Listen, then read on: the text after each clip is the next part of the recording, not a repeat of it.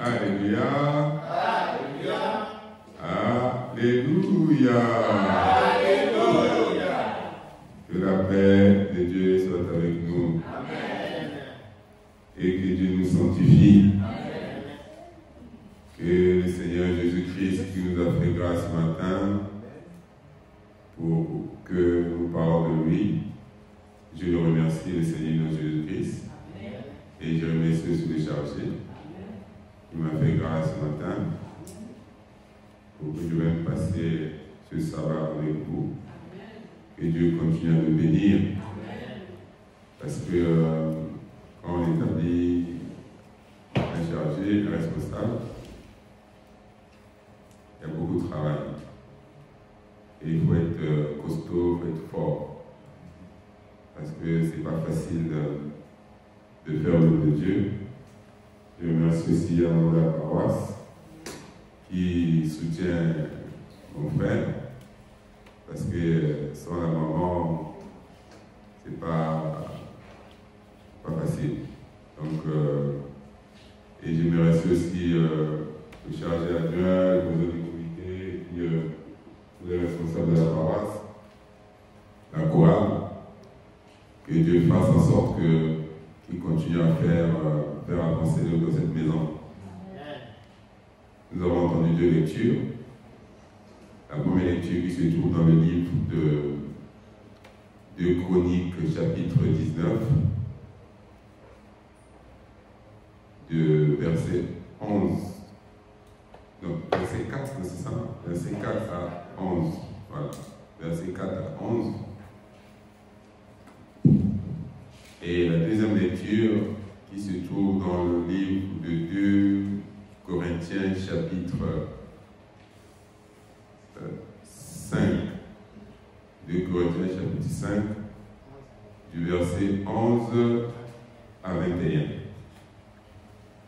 Et la première lecture nous parle du roi Josaphat qui a mis l'ordre à Jérusalem. Parce qu'en temps, il n'y avait plus de l'ordre, mais il fallait qu'ils choisissent les hommes clés pour mettre de l'ordre. Parce que le roi qui était avant, le roi Akab, il s'est très mal comporté vis-à-vis de Dieu. C'est pour ça qu'aujourd'hui, quand Dieu nous appelle, quand Dieu nous choisit pour faire son œuvre, que ce soit à la chorale, que ce soit à l'hôtel, que ce soit les prophètes. Vous savez que quand Dieu a choisi le roi Akab, quand il faisait son œuvre, son règne n'était pas bon. Mais à un moment, le roi Josaphat a fait une alliance avec le roi Akab. Et quand il a fait cette alliance, Dieu n'était pas content de lui. Et nous savons tous comment le roi Akab est mort. Et quand il est revenu, le roi Josaphat est revenu à Jérusalem, il a eu un message. Dieu lui dit que non, je ne suis pas content de toi, parce que tu as fait alliance avec le roi Akab. Mais quand ta conduite, vous voyez, il dit, mais quand ta conduite, parce que hier, tu as organisé de ton côté là-bas, tu as organisé, je prends l'exemple de l'église, tu as organisé, tu as placé des juges, tu as placé des responsables, et parmi ces responsables, tu leur as donné les consignes que chacun doit avoir la crainte de Dieu et que chacun doit marcher. Parce que quand tu vas juger les enfants de Dieu, il faut savoir que l'Esprit de Dieu est à côté de toi, ce que tu vas sortir dans ta bouche, ce n'est pas toi qui vas le dire, mais c'est l'Esprit qui est à côté de toi qui va l'annoncer. C'est pour ça qu'aujourd'hui, quand Dieu nous choisit, quand Dieu nous appelle, il nous donne des recommandations. Et quand il te donne des recommandations, la première des choses, il faut que tu aies la crainte de Dieu. Parce que si tu n'as pas la crainte de Dieu, l'œuvre que tu vas faire, ça ne va pas fonctionner. Si quelqu'un peut voir la lecture que nous faisons à partir du verset 5. Il établit des juges dans toutes les villes fortes du pays de Juda. Il établit des juges dans les villes fortes. Aujourd'hui, je prends l'exemple de l'église. On a notre pasteur, il vient en France, ou il est en France, il va établir dans chaque paroisse des chargés. Et quand il établit des chargés dans chaque paroisse, il fait quoi? Oui. Dans chaque ville, et il dit aux juges, oui, prenez garde à ce que vous ferez. Il dit aux chargés, prenez garde à ce que vous ferez. Prenez garde à tout ce que tu fais. Car ce n'est pas pour les hommes pour que vous prononcez des jugements. C'est-à-dire que quand tu vas porter, parce qu'on te met à la tête de quelque chose, on te met à la tête de la chorale, on te met à la tête des prophètes. Donc, quand tu es à la tête, il faut que tu prennes garde à travers ce que tu fais, à travers les paroles qui sortent dans ta bouche. Parce qu'on a souvent des paroles qui blessent et qui font mal. Et quand les paroles font mal, ça frustre. Il dit, prenez garde. C'est pas moi qui le dis, c'est la parole qui le dit. Prenez garde, oui. C'est pour l'Éternel qui serait près de vous quand vous les prononcerez. C'est pour l'Éternel qui serait près de vous. On a vu Moïse, quand Dieu l'avait choisi, il avait commencé à juger le peuple. Tout le monde venait quand ils avaient des problèmes. Mais à un moment, Dieu a dit, Dieu est venu quand en fait Dieu a envoyé son beau-père. Jéthro. Et quand il est venu, il a vu que Moïse était en train de travailler. Du matin au soir, il dit non, tu ne peux pas faire ça tout seul.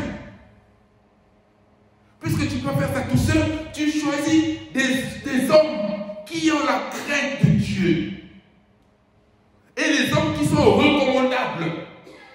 Parce que ce n'est pas tout le monde qui est recommandable. Maintenant, que la crainte de l'Éternel soit sur vous.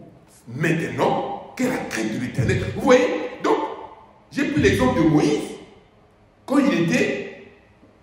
il a sorti les enfants d'Israël, il a établi des responsables pour juger le peuple. Et que aujourd'hui, le roi Josaphat, il a suivi ses pères. Et quand il suit ses pères, il leur donne les instructions. Et quand on te donne des instructions, il faut savoir respecter. Et quand tu respectes, tu vas voir que tout ce que tu vas faire, c'est-à-dire que ce n'est pas toi qui le fais, mais c'est l'Esprit qui est en toi qui le fait. C'est comme aujourd'hui, Jésus-Christ est venu. On parle au nom de Jésus. Mais cette parole que nous prononçons aujourd'hui, mais c'est cette parole à lui, il nous donne. Donc c'est à nous de le transmettre. Mais si tu le transmets bien, tu vas voir les choses qui vont avec. Mais si tu le fais mal, tu vas voir aussi les conséquences qui vont avec. Donc chacun de nous doit avoir cette reconnaissance. C'est pour ça que la deuxième lecture nous parle aussi, on va continuer, hein, la deuxième lecture nous parle de la réconciliation. Et qu'on doit se transformer. Parce que Jésus-Christ, il est mort pour nos offenses. Et quand Jésus-Christ est mort pour nos offenses, il fait quoi? Il faut que tu te mettes d'abord en question pour savoir hier, qu'est-ce que tu faisais? Et aujourd'hui, qu'est-ce que tu fais aujourd'hui? C'est pour ça que le roi Josaphat, il avait compris comment s'y prendre avec Dieu. Parce que souvent on vient à l'église, mais on ne sait pas comment s'y prendre avec Dieu. Tous les jours on prie, mais on ne voit pas de résultats. Pourquoi? Mais parce qu'il y a quelque chose qu'on ne fait pas bien aussi. On doit se poser des questions. Ou c'est le temps de Dieu qui n'est pas encore arrivé. Parce que Dieu aussi a son temps. S'il te promet quelque chose, si tu marches correctement, tu te dis, mais ça fait des années, ça fait des mois que Dieu m'avait promis ça. Je respecte la volonté de Dieu. J'ai la traite de Dieu, mais comment ça ne fonctionne pas? Parce que Dieu aussi veut voir les dispositions de ton cœur. Est-ce que tu vas changer de voie? Parce que Dieu, il nous connaît mieux que quiconque. C'est lui qui nous a fait. Donc, il sait à quel moment il va te donner ce qu'il t'a promis. Mais un peu de temps seulement. Ou, parce qu'il y a des choses qu'il fait, c'est pour la gloire de Dieu. Parce que quand il le fait, quand il va le faire, il faut que tu sautes que ça, c'est Dieu qui m'a donné ça. Ça c'est Dieu qui a voulu. Parce qu'il voit que le monde, il faut qu'il voie que ça, c'est Dieu. Il y a des choses qui nous arrivent, tu attends, mais parce que ça ne fonctionne pas, parce que c'est la volonté de l'homme. L'homme, souvent l'homme est méchant. L'homme connaît ta situation. L'homme connaît les projets que Dieu a formulés pour toi. Mais lui, il va les contrer d'une façon ou d'une autre. Il va te mettre des embûches. Et il y a des choses aussi qui nous arrivent par nos erreurs. Il y a trois choses. Ou c'est pour la gloire de Dieu, ou c'est la volonté des hommes, ou par nos erreurs. Parce qu'on fait beaucoup d'erreurs, mais on n'admet pas les erreurs que nous faisons. Or, un homme doit admettre déjà ses erreurs. Parce que si tu n'admets pas tes erreurs, tu ne peux pas avancer. Tu ne peux pas avancer. Tu vas faire du surplace. Et quand quelqu'un fait du surplace, après on va commencer à accuser les uns et les autres. On ne doit pas seulement accuser les gens. On doit aussi s'examiner. Il dit, quand nous sommes en Christ, nous sommes devenus des nouvelles créatures. C'est ce qu'il a dit dans comment on appelle, dans la deuxième lecture. Dans verset 17, non? Oui. Il dit quoi? Si quelqu'un est à Christ, oui. il est une nouvelle créature. Oui. Les choses anciennes sont passées. Voici, toutes choses sont devenues nouvelles. Les choses anciennes sont passées. Toutes choses sont devenues nouvelles. Les choses anciennes sont passées. Donc hier, si tu étais menteur, si tu étais voleur, si tu étais dans toutes sortes de médisance, parce que la médisance tue. C'est-à-dire que tu es en train de tuer ton frère sans le savoir. Si tu es orgueilleux, c'est que les choses qui étaient hier, avant que tu reconnaisses que, c'est avant que tu reçoives Jésus-Christ. Parce que Jésus-Christ, on l'a tous reçu. Puisqu'il a dit à tous ceux qui l'ont reçu, à tous ceux qui croient en son nom, il leur a donné le pouvoir de devenir enfants de Dieu. Mais est-ce que vraiment, réellement, tu as reçu Jésus-Christ? Point d'interrogation. Parce que celui qui reçoit Jésus-Christ, il doit marcher selon la voie de l'Éternel.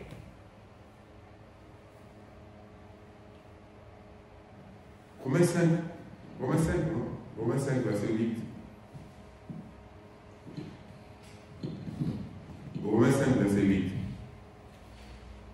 Yes.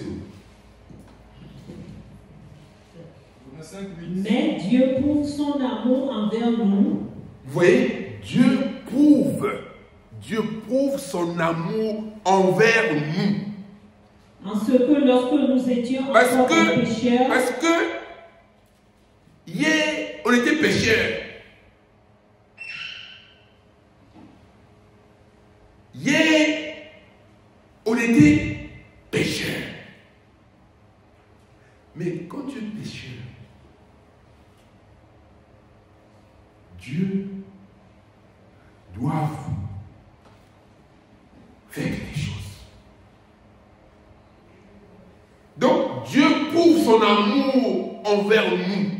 Parce que hier, quand nous étions pécheurs, oui. Christ est mort pour nous. Vous voyez, Christ est mort pour nous. Donc, à travers cette transformation, comme Christ est mort pour toi, Christ est mort pour chacun de nous, tu vas tu dois comprendre que tu as reçu la grâce. Et que cette transformation. Et la suite, il dit quoi? À plus forte raison donc, maintenant que nous sommes justifiés par son sang, serons-nous sauvés par lui de la colère? Car si lorsque nous étions ennemis, nous avons été réconciliés avec Dieu par la mort de son Fils. Ça dit que, maman, tu vas continuer. C'est-à-dire que quand tu reçois Jésus-Christ, quand tu acceptes Jésus-Christ, à travers le baptême, à travers cette acceptation, tu vas voir que Dieu va te transformer, mais à condition de le respecter déjà, d'accepter, de savoir que Christ est mort pour toi. Et Romains, tu sais ce que tu dis dans Romains 6, Romains 6, comment ça va passer le verset? Que dirons-nous donc? Demeurons-nous dans le péché afin que la grâce abonde? Loin de là. Loin de là. Est-ce que chacun de nous va se demeurer dans le péché? Non. Puisque tu sais que le péché est mal. Le péché n'est pas bon. Comment tu vas te demeurer dans le péché? Oui. Loin de là. Qu'ils sont morts au péché. Comment vivrons-nous encore dans le péché? Ignorez-vous que nous tous qui avons été baptisés en Jésus-Christ, c'est en sa mort que nous avons été baptisés. Nous avons donc été ensevelis avec lui par le baptême en sa mort. Vous voyez, c'est à travers le baptême que Dieu, c'est-à-dire quand tu reçois le baptême, c'est-à-dire qu'en fait, Jésus-Christ nous a donné l'exemple. Quand il est venu sur terre, la première des choses, il est passé par le Jourdain, le baptême. Jésus revint du Jourdain, revêtu du Saint-Esprit. C'est-à-dire quand il sort de l'eau du baptême, tout de suite, les péchés que tu avais hier sont pardonnés. C'est-à-dire que la première des choses, c'est pour ça qu'il faut qu'il y ait un bon enseignement avant de recevoir le baptême. Parce que quand tu reçois le baptême, tout de suite, tes péchés sont pardonnés. Et quand tes péchés sont pardonnés, tout de suite tu sors, tu as le Saint-Esprit en toi. Est-ce que vous suivez? Tout de suite, tu as le Saint-Esprit. Maintenant, comme tu as le Saint-Esprit en toi, il y a un autre processus qui va arriver pour recevoir la puissance du Saint-Esprit. Mais là, on n'est pas encore dans ce niveau. Pour aujourd'hui, on parle d'abord de la transformation. Un homme doit être transformé.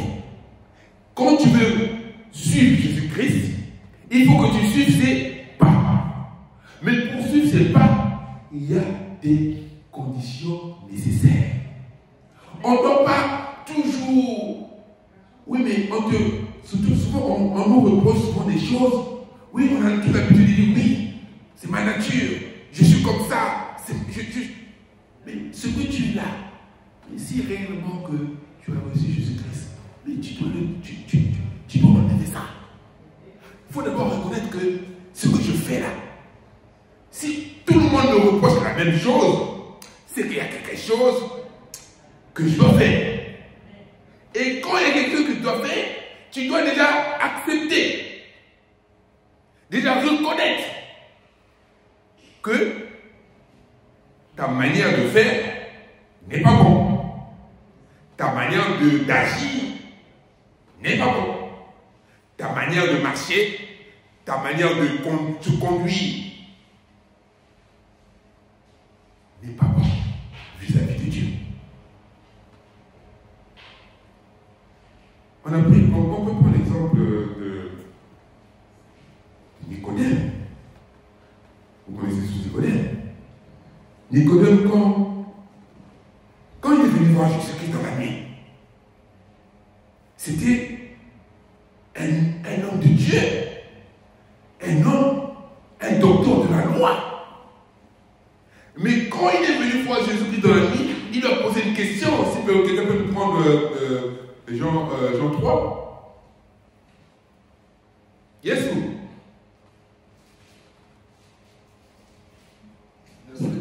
À partir de verset 3, par exemple. Jésus lui répondit, en vérité, je te le dis, si un homme ne naît de nouveau, oui, il ne peut voir le royaume de Dieu. Il ne peut voir le royaume de Dieu. Parce que, ça dit qu'en fait, tu dis que tu veux suivre les pas de Jésus-Christ, mais on te dit de naître de nouveau. Mais il s'est posé la question, lui maintenant il s'est dit quoi? La suite te dit quoi? Nicodème lui dit, comment un homme peut-il naître quand il est vieux?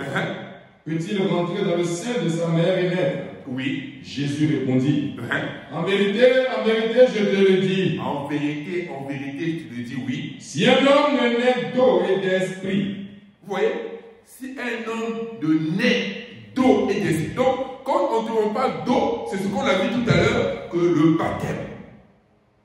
Si tu n'es pas né, c'est-à-dire que si tu ne viens pas avec Dieu à travers le baptême, tu ne peux pas être de nouveau. Donc, le baptême, ça veut dire que c'est l'eau. Et l'esprit, c'est après avoir sorti de l'eau, tu reçois tout de suite le Saint-Esprit. Il ne peut entrer dans le royaume de Dieu. Ça, c'est le verset 5, c'est ça? Oui. Vous voyez? Reprends pour ça. Jésus répondit, en vérité, je te le dis. Oui. Si un homme ne naît d'eau et d'esprit, oui, il ne peut entrer dans le royaume de Dieu. Oui. Ce qui est né de la chair est chair. Ce qui est né de l'esprit. Et ce qui est né de l'esprit est esprit. Et Dieu te bénisse. Donc, on vient de démontrer tout à l'heure à travers le baptême. C'est-à-dire que quand tu passes par le baptême, quand tu as une bonne préparation, tout de suite, il y a une transformation qui se fait au fur et à mesure. Parce que le Saint-Esprit travaille en toi. Et quand le Saint-Esprit travaille en toi, tu vas voir que beaucoup de choses vont changer en toi. Dieu va te justifier. C'est-à-dire qu'il va t'enlever la colère, l'orgueil, la jalousie, l'animosité. Tu vas voir qu'au fur et à mesure, tu es en train de marcher, tu es en train de suivre les pas de Jésus-Christ, il va commencer à t'enlever des choses petit à petit. Parce que tu as besoin, après, de recevoir la puissance du Saint-Esprit. C'est pour ça qu'on dit qu'il y a les degrés de spiritualité. Quand tu arrives à un certain niveau, tu vas voir que les gens vont s'identifier en toi. La maman là, non, quand elle prie, ou quand elle parle, quand elle marche, quand elle prend des paroles, on sent qu'elle a quelque chose en elle. Il faut que les gens, ça ne soit pas seulement dans l'église, mais ça soit même dans le monde. On doit nous identifier. Il faut. Sinon, sans ça, on va perdre du temps pour rien. On a vu Zachée, la transformation de Zachée. Zachée, quand le Seigneur passait, lui, il s'est dit, mais il faut que je voie le Seigneur. Mais comme, déjà lui, il avait un handicap. Son handicap, c'était quoi? Il était petit de taille. Donc, comme il y avait la foule, il était petit de taille, il ne pouvait pas voir Jésus-Christ. Il fait quoi? Il monte sur l'arbre. Et quand il monte sur l'arbre, Jésus-Christ passe à côté de lui. Il dit, Zachée, il dit, comment cette personne ne connaît pas? Il m'appelle par mon nom. Et quand il appelle par son nom, il dit, descends, aujourd'hui, je veux rentrer chez toi. Je veux souper chez toi. Il a dit, mais quelle grâce. Tout de suite, sans se poser des questions, il a mis Jésus sur lui. Luc 19. Et quand il a mis Jésus sur lui, il y a un moment, les gens commençaient à se poser des questions. Il dit, mais comment lui, le Seigneur, un homme de Dieu, nous on entend parler de lui, lui qui est le Seigneur Jésus-Christ. Mais comment ça s'est fait que il va recevoir quelqu'un qui nous escroque? Parce que lui son problème c'était qu'il escroquait beaucoup de gens parce qu'il travaillait dans un endroit où il était pauvre. Donc il y avait beaucoup d'argent. Donc il savait comment prendre l'argent des enfants des uns et des autres. Qui a trouvé Jésus étant entré dans Jéricho, oui, traversa la ville, et voici un homme riche, appelé Zachée, oui, chef des publicains, cherchant à voir qui était Jésus. Mais il ne pouvait y parvenir, oui, à cause de la foule, car il était de petite taille. C'est ça qu'on a dit, les obstacles. Il avait quelque chose qui lui manquait à voir. C'est-à-dire que tu as quelque chose qui est en toi qui manque. C'est-à-dire que tu as beaucoup de... C'est-à-dire que tu as... Et pourtant, il était riche. Mais il y avait un obstacle qui faisait en sorte qu'il ne pouvait pas voir Jésus-Christ comme ça. Il était obligé de chercher un moyen aussi. Continue. Il courut en avant et monta sur un sycomore pour le voir, parce qu'il devait passer par là. Lorsque Jésus fut arrivé à cet endroit, oui, il leva les yeux et lui dit, oui, Zachée, hâte-toi de descendre, car il faut que je demeure aujourd'hui dans ta maison. Continue. Zachée se hâta de descendre et le reçut avec joie. Voyant cela, tous murmuraient et disant, oui, il est allé loger chez un homme pécheur. Mais Zachée, se tenant devant le Seigneur, lui dit, moi je veux que vous suivez bien la partie là où Zachée prend la parole et dit. Il dit quoi? Non? voici Seigneur, je donne aux pauvres la moitié de mes biens. Vous voyez que tout de suite, quelqu'un qui aimait beaucoup d'argent, tout de suite, il prend une résolution dans son cœur. Il dit, je donne la moitié de mes biens aux pauvres. Parce qu'il a vu que quelque chose a changé en lui. C'est-à-dire que c'est ça qu'on appelle la transformation. Il a dit que non, ce que je suis en train de vivre, non, c'est pas donné à n'importe qui. Moi, qui ai un mauvais comportement que tout le monde connaît dans la ville, dans le monde, que moi je suis comme ça. Mais aujourd'hui, je reçois une grâce. Mais ce n'est pas n'importe quel genre de grâce, c'est le Seigneur qui rentre dans ma maison. Il dit non, la moitié de mes biens, je donne aux pauvres. Et la suite, il dit quoi? Si j'ai fait tort de quelque chose à quelqu'un, oui, je lui rends le quadruple. Si j'ai fait tort en quelque chose, en quelqu'un, je lui rends le quadruple. Oui. Jésus lui dit, le salut est entré aujourd'hui dans cette maison. Le salut est rentré aujourd'hui dans ta maison. Si chacun de nous veut que le salut rentre dans sa maison, si chacun de nous veut que le salut rentre dans cette maison, dans cette paroisse, il faut que chacun de nous transforme son cœur. Amen. On doit se transformer. Amen. On doit changer nos voies, changer nos conduites. Pour que le Seigneur qui est allé a appelé Zachée, qui s'est transformé tout de suite. Il n'y a pas eu de prière. On n'a pas fait la prière à Zachée. Hein. Vous avez entendu? Vous avez dit comme moi. Il n'y a pas de cérémonie. Il n'y a pas eu de cérémonie. Mais il y a eu reconnaissance, transformation. C'est pour ça qu'on dit que quand on est en Christ, on devient une nouvelle créature. Toutes les choses doivent être changées.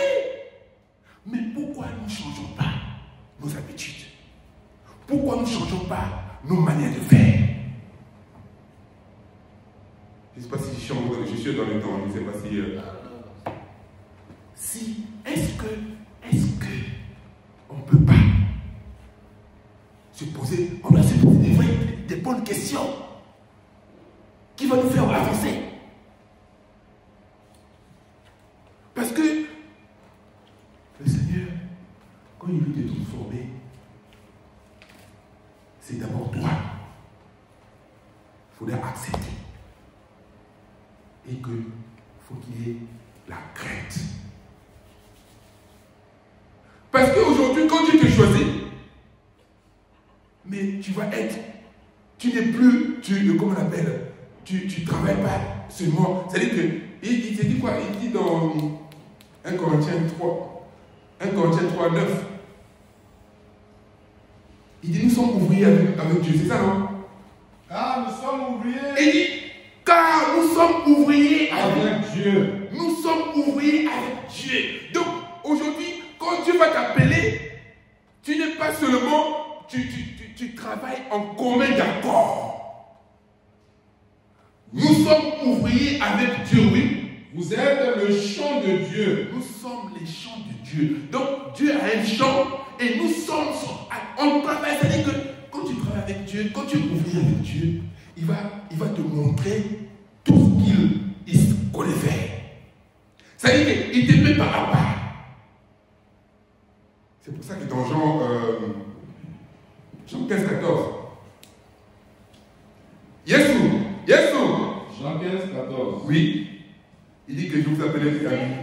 Mes amis. Nous, j'ai dit, vous êtes mes amis. Si vous faites ce que je vous commande. Vous voyez, là il dit que nous sommes ouvriers avec Dieu. Et là il nous dit, vous êtes mes amis. Mais si vous faites ce que je vous commande.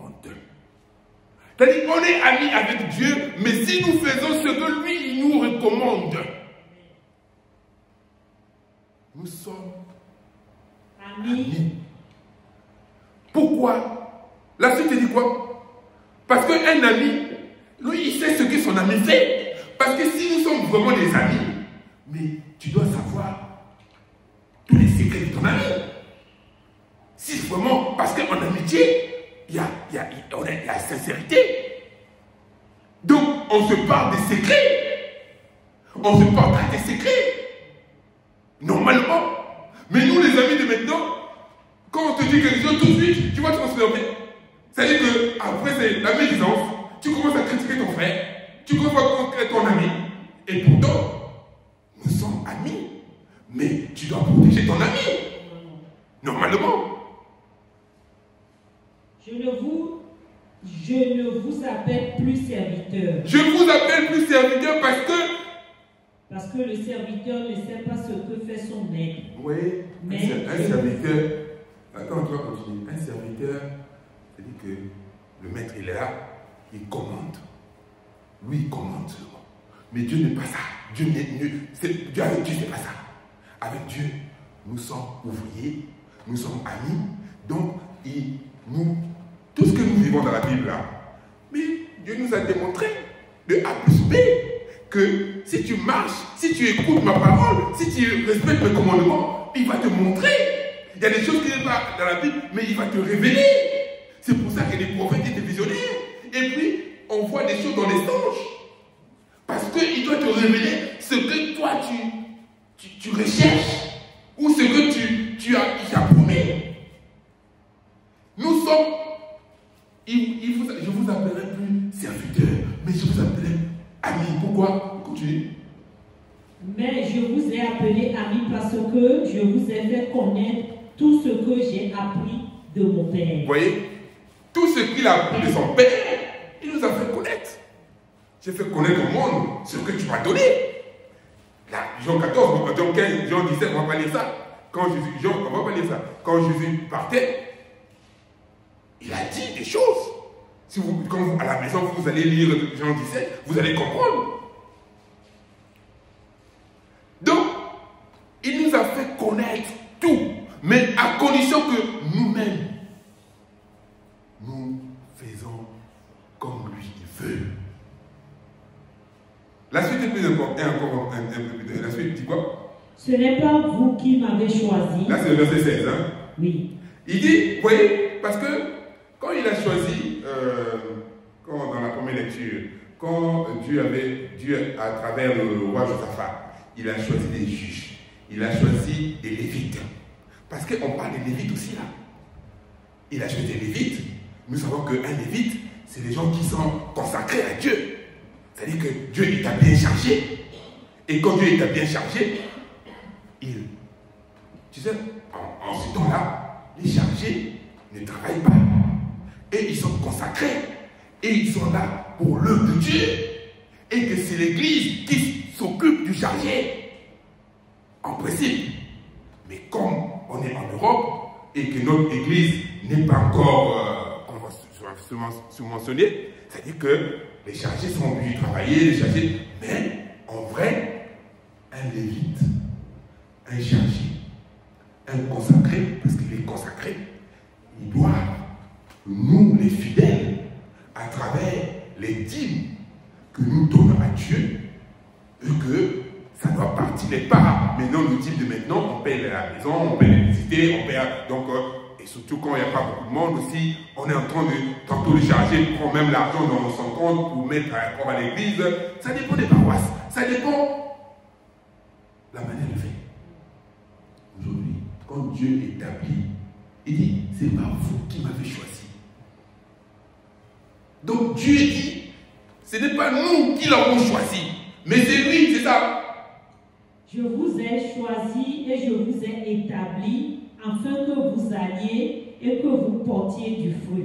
Il dit, c'est pas moi qui vous ai, c'est pas vous qui m'avez choisi, mais c'est moi qui vous ai choisi pour que vous alliez et que vous portez des fruits. Les fruits, c'est la parole, les fruits, c'est l'œuvre, les fruits, c'est ce que nous faisons en fait. Et que quand on porte ces fruits, et que quand tu vas voir tout ce que tu vas demander au Père, il va te le donner. C'est pas ça qu'il dit, la continuation. Reprends même le verset 16, reprends ça. Ce n'est pas vous qui m'avez choisi, oui, mais moi. Oui. Je vous ai choisi et je vous ai établi. Vous voyez, il choisit et puis il établit. Parce qu'il ne peut pas te choisir sans t'établir. Parce qu'il va t'établir comme prophète. Il va t'établir comme chargé, comme membre de la paroisse, comme responsable de la chorale. Donc, Dieu va t'établir.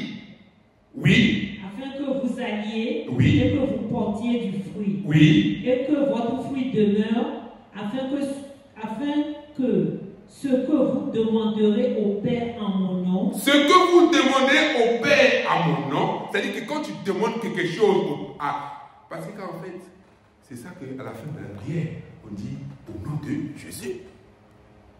Vous voyez? Mais c'est ça, c'est à partir de là où que chaque fin de prière, on dit au nom de Jésus. Parce que c'est à travers cette verset, cette parole, quand on demande quelque chose à son nom, parce qu'on ne demande pas au nom de Dieu. Il dit non, on doit passer par le Fils, parce que c'est lui qui nous a délivrés de la mort. Il est mort pour nous à travers nos offenses. Donc on doit passer par Jésus-Christ avant d'aller vers Dieu. Donc on doit établir, donc chacun de nous doit établir une relation. Cette relation doit être sincère, pure, authentique et non truquée avec Jésus-Christ avant d'accéder à Dieu. Parce que c'est lui, Jésus-Christ, qui est notre médiateur. Notre vrai médiateur, c'est Jésus-Christ. C'est lui qui nous a fait. Il était au commencement. Donc il fait la médiation entre le Père et le Fils. Mais c'est à nous de savoir comment le gérer. Que Dieu fasse quelque chose pour que on a beaucoup de choses à dire travers des lectures. Je ne sais pas si je suis dans le temps et puis par rapport à ce qui me sort dans la bouche, qui ça vous édifie. Est-ce que je suis dans comment on l'appelle, je suis la lecture en fonction. Voilà. Donc dans ce sens-là, parce que quand on nous donne des lectures, on doit être dans la lecture. On ne doit pas se disperser. Comme on dit, je pense qu'il est on a fait il y a 40 minutes, il y a beaucoup de choses à dire, mais on va arrêter là pour aujourd'hui. La prochaine fois, si Dieu fait grâce, il peut le charger pour continuer une autre fois pour parler de lui. Parce que la parole de Dieu, c'est mieux, comme on dit, hein, c'est comme la mienne. Moi, quand je commence, j'arrête pas. Parce que vous savez, quand vous avez quelque chose en vous, on a envie de continuer à parler. Mais que Dieu la bénisse avec nous. Amen. Et que l'œuvre de cette paroisse continue à avancer. Amen. Et que Dieu bénisse le chargé pour nous. Au nom de Jésus. Amen. Amen. Amen. Au nom de notre Seigneur Jésus-Christ.